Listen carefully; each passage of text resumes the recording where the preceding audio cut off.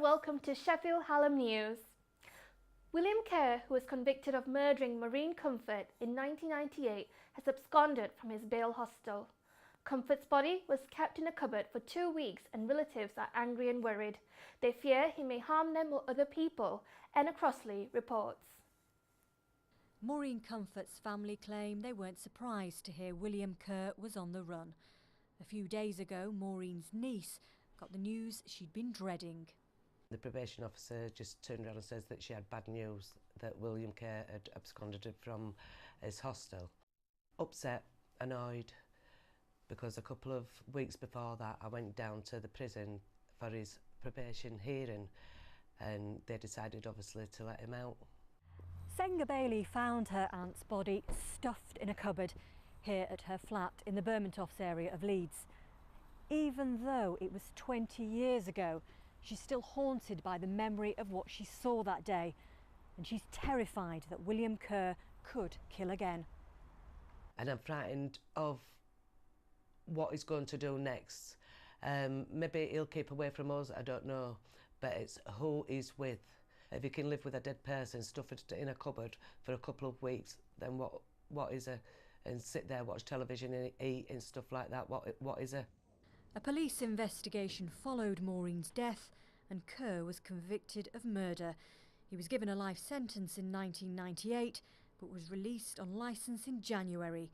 He had been living at a halfway house in Hull when he absconded. Senga says she won't rest until Kerr is back in prison. Meanwhile, the police are urging anyone with information regarding his whereabouts to dial 999, but stress he mustn't be approached. Anna Crossley, BBC Look North, Leeds. Protesters stationed themselves outside.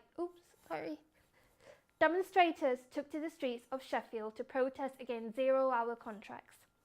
Protesters stationed themselves outside the city centre's McDonald's, which was one of the companies being accused for hiring people through zero-hour contracts. Protesters also demonstrated for a higher national minimum wage at £10 an hour. Business leaders argue that the zero-hour contracts allow more flexibility. Around 100 firefighters tackled a blaze at Airedale Air Conditioning in the Rawdon area in Leeds yesterday. The fire caused major disruptions in the surrounding areas, with road closures during the rush hour traffic. Our reporter Shirley Henry has more. Investigators survey the damage the day after an intense blaze. Nearly half of this factory in Rawdon has been left in ruins. At its height, about 100 firefighters tackled the blaze at Airedale Air Conditioning. Hundreds of workers were on site at the time. Thankfully, they were all safely evacuated.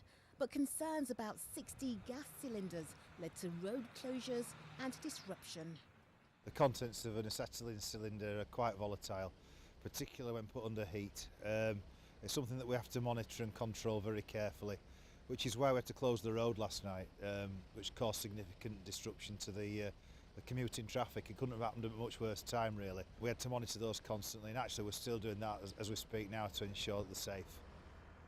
Today, many workers return to the site to collect belongings, survey the damage and consider their future. Managers say they hope to get things up and running as soon as possible. But in the meantime, employees have been told not to turn up for work next week. Shirley Henry, BBC Look North, Leeds. Kurdish culture was widely celebrated at Shoefest, Sheffield Hallam University's cultural festival. The university is proud of a big Kurdish community who presented music, food and dance. The main cafeteria of the building was turned into a big dancing hall for staff and students to join in, a Kurdish version of conga. The event presented various other cultures present in the university and gave students a chance to experience them all in a week to promote racial cohesiveness. Sheffield Hallam University students held a successful charity fashion show to highlight homelessness in the city. Local designers showed off creative upcycled second-hand clothing in the city's first upcycled fashion show in aid of the Sheffield Cathedral Archer project. The organisers treated audiences to soup and bread to replicate their daily soup kitchen for the homeless. I'm able to help people who are unemployed, giving them skills to earn earn a living.